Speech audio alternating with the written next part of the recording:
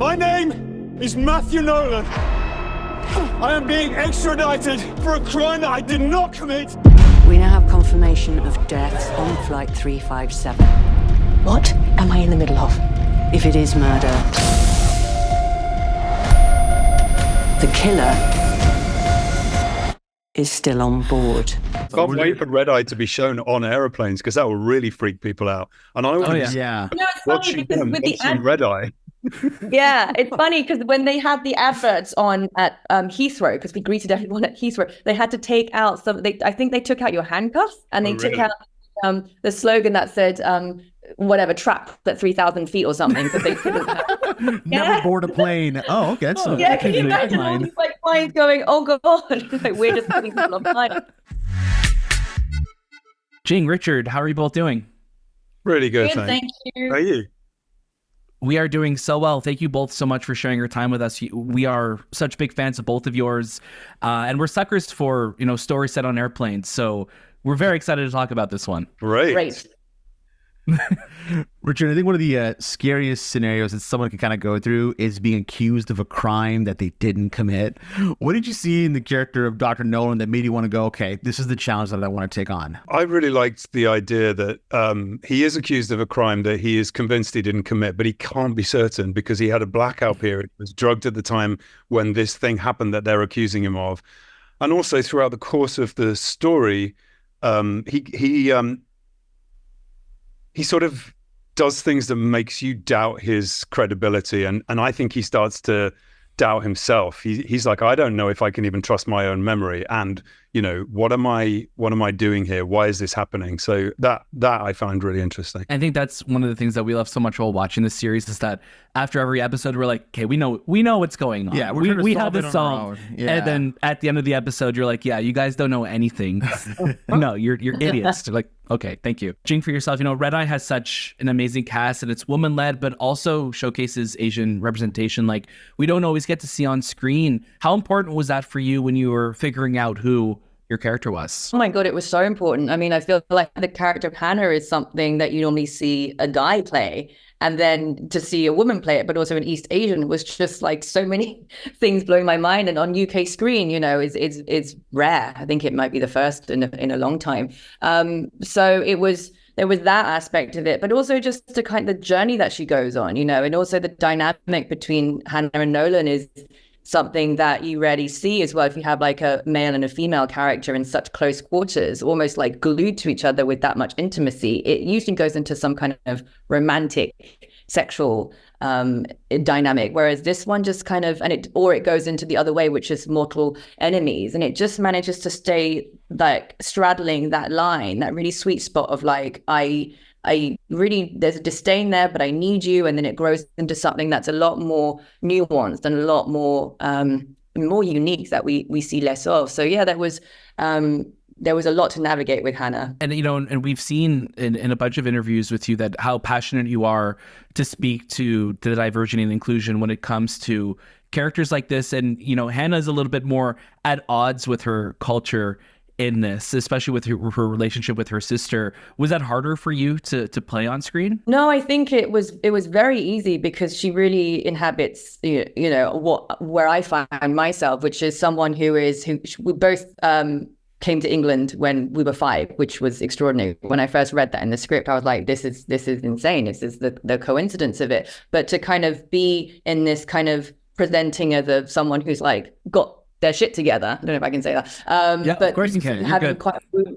Okay, great. But having quite a wound inside, you don't want anyone to see, and that comes from this feeling of not belonging, this feeling of I don't know who I am, and I'm in this country where no one looks like me. Hana has the added trauma of losing her mother in Hong Kong, and also being in this blended family where she's got this biological Chinese father, she's got a white stepmother, she's got this mixed race sister, and she feels that she's got this disadvantage of not being white and her sister having this advantage. So when she meets Nolan, she throws out that line of, you thought you'd get away with this because of white privilege. Like, it's so powerful, and it's to be dealing with these issues on screen in such a brave way. I really, commend Pete Dowling and ITV for kind of really tackling these issues on British screen. Absolutely.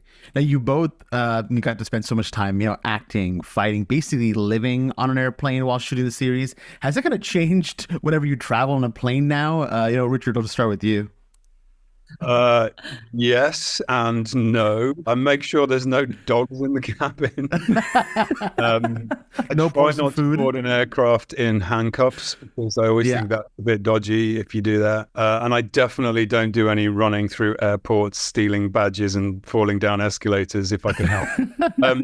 No, I mean, it was brilliant. The sort of claustrophobia of the business class cabin was kind of fun. It was 6 weeks. Before we started, I thought it was going to be absolute hell because it was so hot. But actually, it was brilliant. We both just really loved being on the plane. That's amazing. Jing, what about yourself? I loved the plane. I was so excited about it when knowing that was first up. I was so sad to leave it. I'd like fully moved in. But I think once you feel we were on the plane for 6 weeks.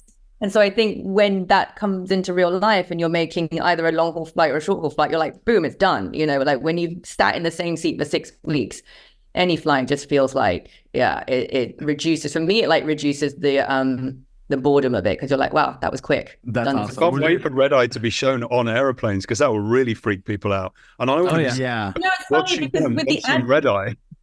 Yeah, it's funny because when they had the adverts on at Heathrow, because we greeted everyone at Heathrow, they had to take out I think they took out your handcuffs and they took out the slogan that said whatever, trapped at 3,000 feet or something, but they couldn't have. Never board a plane. Oh, okay. That's can you imagine all these like planes going, oh god, like we're just putting people on fire. It was really interesting. Those little details. They were like, don't scare the flyers with death on board. It's a safe and fun plane ride from what we understand, right? Yeah. Were there any kind of secrets that you kind of learned about planes or anything about like aviation while filming the show? Yeah, who knew there was an elevator that went from the back of the plane into the basement? I mean, that to me, I was like, wait a second, is that real? The last flight I took, I snuck down to have a look if there was an elevator. Just moved around people's baggage. On some of those big planes, yeah. I mean, it was quite a surprise, wasn't it? I didn't know that they had our luggage in those big containers. I don't know why. I just thought they flung them on. But it's really organized. They put them into containers with mark. That's very clever. Also, I think I learned that when people die on board, they just kind of store them. Yeah. Do you remember in that first episode with the guy that has the heart attack and they just left him on the floor of his seat and we were talking to the advisor and they're like, that's what they would have done. And, the passengers around him would have had to finish the flight with, obviously he's covered, but that's really what happens. That's all right then. Surprise, isn't it? Wow. Yeah, that was quite shocking. That's the first class experience right there. Hopefully not. No, definitely not. Everyone's just dead back there. Oh my gosh. No, hopefully not all airplane rides are as eventful as the one on Red Eye. So we're curious for both of you, what are your go-to movies or shows when you're on those hopefully more quieter flights that are a bit longer? I sleep. Oh. I just sleep. I also feel like when you're the screen is this big, so when you're watching a movie, it's like the worst. It's the worst format to watch it in, and then you're always being disturbed. I just pass out. I choose unconsciousness. You just sleep right through. Richard, how about you? I tend to get hooked into a box set of something like Family Guy. Yeah. Nice. I just want and I sit there chuckling for 7 or 8 hours. Or a kind of home makeover show is always quite fun to watch on an airplane. Speaking of movies, you've both have been in films that we have rewatched countless times, be it at home or on the plane. And Jane, Crazy Rich Asians is one of our most rewatched films ever. And obviously Richard with Peter Jackson's Lord of the Rings and the Hobbit trilogies, those are ones that we watch every year. How have your relationships to those films evolved as newer audiences, keep discovering them over these years? I think Crazy Rich Asians just came out on Netflix. So I think there's another level of kind of accessibility now with Crazy Rich Asians. But I think the question that we're always asked is there going to be another one? So it's funny because I'm like, that was weirdly quite a long time ago. So we'd be playing each other, our own parents by this point. But I feel like it's one of those films that's just really stayed.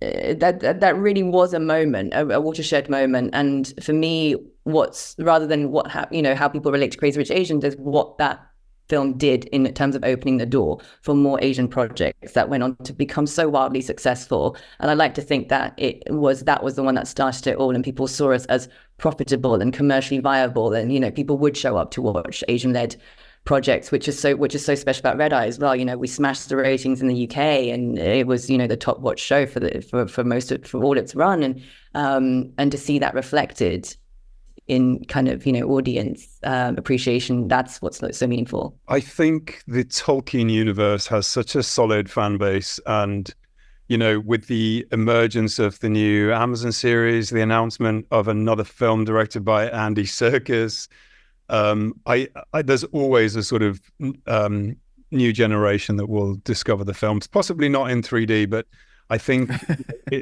it says a lot that I'm still going to conventions signing life-size replica swords of Orcrist from guys that are sort of bringing their kids and then introducing their children to the films, and that's why we do it. Amazing. Love that. We love that so much. Jing, Richard, thank you so much for your time. Again, we absolutely love the series, and we love chatting with both of you, and we really hope to get to do it in the future again. So thank you so much for your time. Thanks for having us. Thank you.